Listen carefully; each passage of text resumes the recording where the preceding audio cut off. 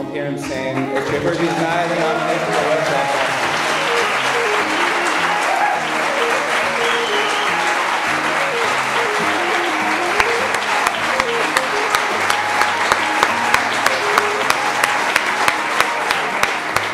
This is not about Paul Maskey. This is about Team Sinn Féin. This is about West Belfast, and this is about moving together into the future in a bright, positive manner. It is a great honour for myself to be speaking to each and every single one of you here tonight. I have represented Sinn Féin for the last 10 years. Started off in Belfast City Council, still in the Assembly, and now going for the Westminster seat.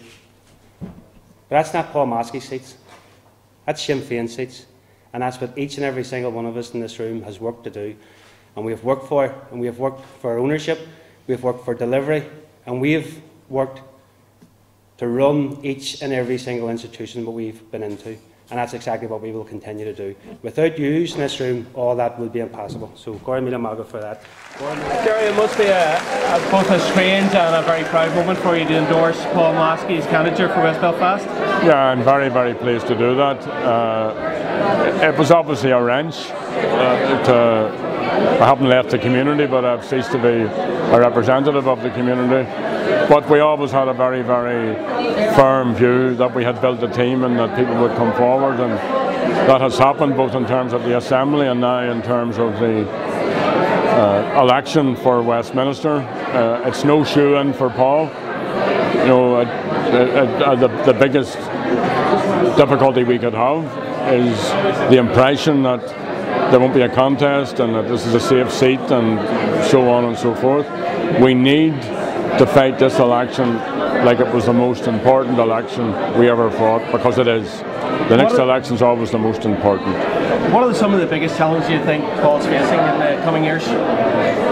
Well, we need to bring about, or to complete the work that we've begun, to bring about the regeneration of this area. And Paul, in fact, is steeped in that. His work as an MLA and as a councillor has been about trying to ensure that there are jobs going to come in here, and that neighbourhoods which would be disadvantaged will be given as of right their entitlements. And in this time of recession, leaving aside all the other historical difficulties, that's a big challenge. But I'm 100% sure that he can continue that work.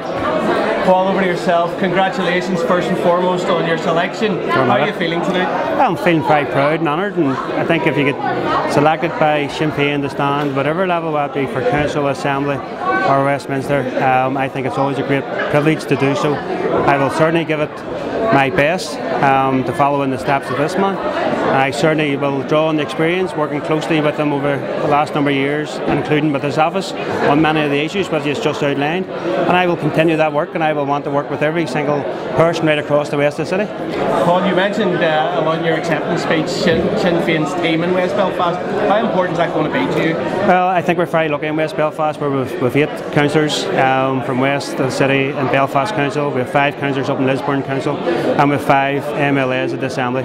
That's a massive draw of resources that I and we can work together on, and I think that's a very important step forward in the right direction, because without that team, and then your work is a lot harder. But Sinn Féin team is not just a brand name. What the Sinn Féin team will do, will deliver on all of our promises. Delivery features very heavily in all of the speeches tonight. What are your priorities? Well, it's moving some of our areas out of being some of the most depraved areas right across Ireland, and I want to move West Belfast. I want to create plenty of opportunities for employment. I certainly will be rapping the door of every single minister to make sure that West Belfast gets its fair share. But we have already seen a lot of the groundwork done by Jerry Adams and his office with regards to Casement Park, the delivery of £61.4 million, £20 million right through the Integrated Development Fund. That's something that I want to make sure is continued and will be delivered on, because that groundwork has begun. Now it's about time for the delivery. I tell you what Paul Maskey is. Paul Maskey is totally persistent. He's very, very diligent. He's very gracious. He's got a lot of humility. But Paul Maskey is absolutely stubborn to the core in terms for fighting for people's rights. He's got a massive sense of justice, a massive sense of fairness, and he has absolutely the most He's got huge respect by a lot of people, but he's also very respectful of his family, of his community, and of the people that have elected him on each election. But the other thing about it is, Paul comes from a generation like myself where we know that we're there because other people made sacrifices for us, for our people, and that's something that Paul will never ever take for granted. Never take for granted. Paul is very, very committed to someone who lives in the area, knows what's needed, well able to stand up for himself and for the people of the area in terms of what they need. It's still, in spite of all of the work that has been done, and in spite of all the good news stories that we've had, it's still the area with the highest deprivation right across the north. It's the area that needs the most investment, that needs for the powers that be to get in behind the people who have been able to organise themselves from a time when West Belfast was quite deliberately cut off from any kind of investment, any kind of proper standards. People had the get up and go, they had the organisational ability and the self-confidence to go out and organise for themselves. You match that to a new spirit where investment is possible, and someone like Paul who can come in to give all of that a fair wind. And I think West Belfast has a great future. And I think what's most important is that Paul here tonight, as a very strongly committed Irish Republican, made it very clear that his job is to work for and with all of the people of West Belfast, and that includes Shankill and Suffolk also. Oh, it must be a very proud evening for you to see your brother Paul selected for the Westminster MP seat.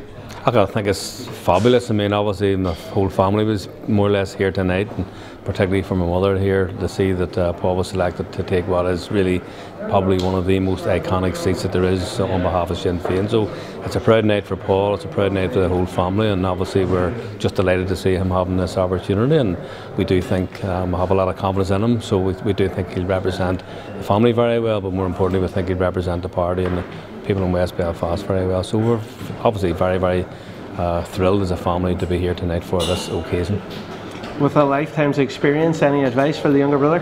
No, I think our Paul has proven his own worth over the last number of years. As he said, he's a representative now for I think 10 years. He worked for Michael Brown when Michael was a councillor in Upper Falls, and Paul and Fred Healy and a few other local comrades worked for Michael Brown routinely and for quite a while. Fred and Paul and the other members of the local common, we're introducing kind of a bit of professionalism in the work around Michael, about people who made a phone call to the office or called the office to see the councillor, got a return call within a limited number of hours and so on. So I think Paul has proven his own worth. He would not have been selected as a West Belfast candidate for this seat had he not have proven his own worth, so I don't think he needs advice from himself. Obviously I think he will take counsel from a wide range of people, because he's a modest fellow himself. He has by no means overwhelmed by this.